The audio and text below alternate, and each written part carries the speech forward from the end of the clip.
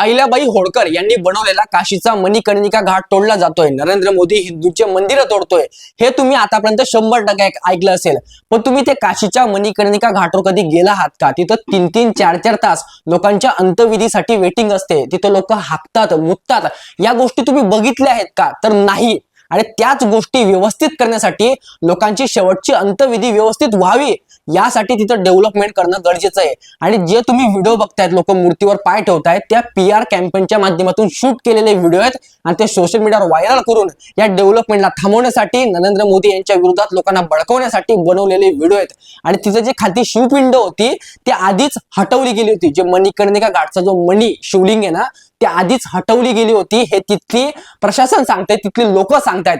आणि तुम्ही तिथं एकदा जाऊन जर बघितलं असतं की तिथं किती घाण असते, तेव्हा तुम्हाला कळलं असतं की तिथं डेव्हलपमेंट करणं किती गरजेचं आहे.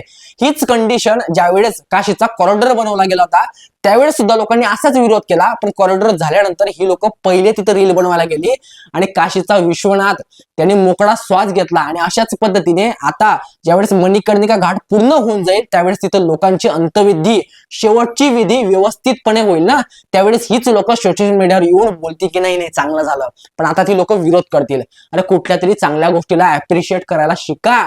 आणि आपले हिंदू मंदिरं व्यवस्थित होत आहे, तिथली घाण संपत्ती याबद्दल बोलायला शिका. पैसे घेऊन व्हिडिओ बनवणं बंद करा.